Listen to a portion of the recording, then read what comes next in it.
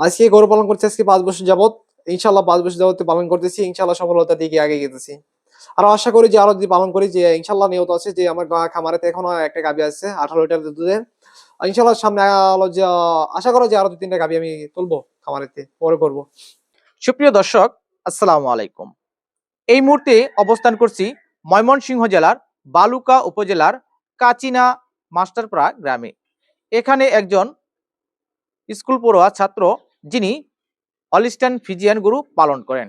কিভাবে এই গরুগুলোকে পালন করা হচ্ছে, খরচের পরিমাণ কেমন, কিভাবে পালন করলে খুবই সহজভাবে লাভবান হওয়া যাবে, এইসব বিষয় নিয়ে বিস্তারিত আলোচনা করার চেষ্টা করব। আশা করি পুরো ভিডিও জুড়ে সাথেই থাকবেন। ১ম এ আমি ২ টা গরু থেকে শুরু করেছিলাম। একটা গাভী ছিল, একটা ষাঁড় ছিল। দেশি গরু দিয়ে শুরু করছিলাম ১ম। পরে দেখা গেছে দেশি গরু হলো যে লাভজনক হতে পারবো না। কারণ দেখা গেছে গাভীটা দুধ দেয় ১ লিটার, দেখি ২ লিটার দুধ দেয়। এই গাভীটা পিছে আমার দিনে খরচ হতে কমপক্ষে ৳২০০। পরবর্তীতে আরকি আমরা হলো যে পার্শ্ববর্তী এলাকায় আমার চাচা আছে। চাচার সাথে হলো যোগাযোগ পরামর্শ করলাম যে, "চাচা এই অবস্থা আমি যে কৃষি কারণে আমি যে গাভী ফার্ম করতে চাইতেছি, গরুর ফার্ম।" পরে চাচা বলল কি, "তাহলে আমার কাছে একটা গাভী নিয়ে নে, তুই হলো যা সফলতার দিকে আগাইতে পারবি।" বললাম, "আচ্ছা ঠিক আছে।" ওখান থেকে আমি একটা গাভী নিলাম হলো যা ৳১.৫ লক্ষ দিয়ে। পরবর্তীতে হলো যে গাভীটা থেকে হলো যা দুধ হতো হলো যে ১২ থেকে ১৩ টা। ওখান থেকে আমি আরকি লাভবান হতে। প্রতিদিন কয় ঘন্টা সময় লেগে এখানে?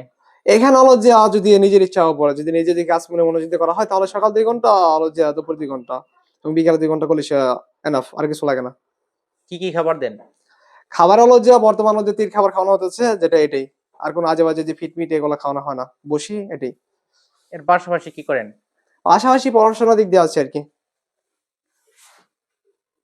এই খামারে কি আপনি একাই সময় দেন? হ্যাঁ, একাই পারা যায়। এই যে অল্প কিছু গরু না, দেখা গেছে ৭-৮ টা গরু নিজে একাই সামলানো যায়। অনেকেই তো গরু পালন করি তাদের লস হয়, এটা হওয়ার কারণ কি? লসের কারণ হলো যে যার বুদ্ধি পরামর্শ দিয়ে এজন্য লস হয়। দেখা যাচ্ছে পরামর্শ যদি ভালো করে করতে পারে সবকিছু, তাহলে লস হবে না ইনশাআল্লাহ দেখা যাক। যদি ভালো ডাক্তার ট্রিটমেন্ট করাতে পারে তাহলে লস হবে না। দেখা গেছে অনেকে হলো ট্রিটমেন্ট করতে পারে না, ভালো একটা গাভী ভরাতে পারে না।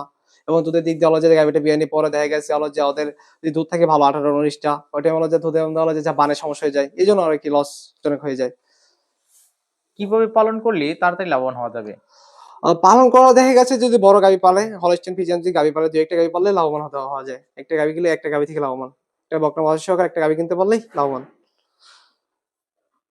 আপনি কি সামনে বেশি আকারে পালবেন? ইনশাআল্লাহ দেখা যাক। ইচ্ছা আছে সামনে আরো ঘরে আরো বড় করার পরে আলো যে একটা গাভী পালন, আরো নিচে ৪-৫ টা গাভী রাখার চিন্তাভাবনা আছে। দেশি চাইতে কি হলস্টাইন ফ্রিজিয়ান এতে লাভ বেশি?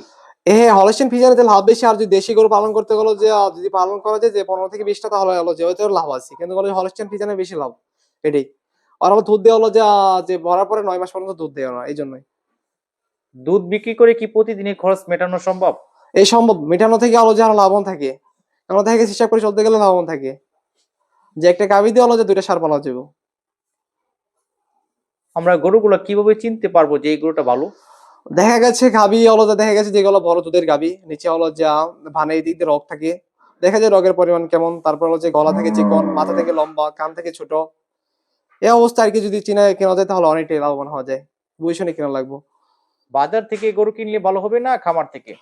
খামার থেকে গরুগুলো সবচাইতে ভালো। বাজার থেকে কিনলে দেখা গেছে খামারে যে পানি আনা যায়, যে ২ দিন থেকে পানি আনা যায় যে গরুটা কত লিটার দুধ দিয়েছে, বাজার থেকে তাহলে তো একবারই পানি আনা যায়। দেখা গেছে যে গরু ১২ টা দুধ দিবে, এই গরু দেখা গেছে ওদিকে দিতে ১৮ লিটার। আর ২ দিন আগে বাছুরটা বাঁধা রাখে, এজন্য। খামার থেকে কেনা সবচাইতে ভালো বেশি। গরু পালন করতেছে নিজের কাছে কেমন লাগে? নিজের কাছে অনেকটাই ভালো লাগে। কেননা দেখা গেছে অন্য আমরা চাকরি করতে গেলে অনেক ঠেলা খাওয়া লাগে। এখানে কিছু নেই। নিজের আন্ডার কাজ সবকিছু। ইচ্ছা স্বাধীন। হ্যাঁ, নিজের মনে ইচ্ছা স্বাধীন আরকি কাজ এই জায়গায়। আপনার এখানে যে একটা মহিষ দেখতে পাচ্ছি, মহিষ কিভাবে পালন করতেছেন? মহিষে মানুষে বলে অনেক কিছু ভয় দেখায় যে মহিষে হলো যে পানিতে রাখা লাগে, এই জায়গায় রাখা লাগে, ওই জায়গায় রাখা লাগে, এটা করা লাগে। কিছু না। মহিষ পালন আরো হলো সহজ বেশি। দেখা গেছে আনার পরে যে গোসল করানো হয়, খাওয়ান দেওয়া হয় এটাই। আর কোনো কিছু না। মহিষের ভিতরে আরো জোগাড় কম। আপনি খামারে গরুগুলোকে কোন কোন সময় গোসল করান? দেখা গেছে হলো যে এখন শীতের দিন, এখন হলো যে দুপুরের টাইমে গোসল করে ১২ টার দিক দিয়ে গোসল করা হয়। গরমের দিন তো হলো সকাল থেকে ৪ টা বাজে ধোয়ানো হয়। আবার হলো যে দুপুরে ১ টা বাজে ধোয়ানো হয়। এখন হলো যে শীতের দিন সকাল হলো যে আরকি হলো যে পা হলো যে লেজে মেজে কাদা থাকে, এগুলা এই গোবর থেকে এগুলা ধোয়ানো হয় আরকি, আর কিছু না। এই বন্ধে থাকি। খামারে পরিষ্কার পরিচ্ছন্নতার ব্যাপারটা কেমন? খামারে যত পরিষ্কার রাখবো তত ভালো। পরিচ্ছন্নতা যত রাখবো তত ভালো হয় আরকি। রোগ জীবাণু কম হয়, অসুখ-বিসুখ কম হয়। যারা নতুন আছে তাদের উদ্দেশ্যে আপনার পরামর্শটা কি? যারা নতুন আছে তারাও যে একটা গাভী নেই, হলো যে দেখা গেছে 12 থেকে 13 লিটার একটা গাভী নেই। 1 থেকে 1.5 লাখ টাকা লাগবো। ভালো একটা বাছুর দেখে হলস্টিয়ান ফ্রিজিয়ানের বাছুর দেখে নিলে অনেকটাই লাভবান হওয়ার ইচ্ছা আছে আরকি সামনে। তার মানে গরু পালনে লস নেই। গরু মানে কোনো লস নেই, লাভবানই দেখা গেছে। লস কি? লস কিছু নাই এগুলোতে।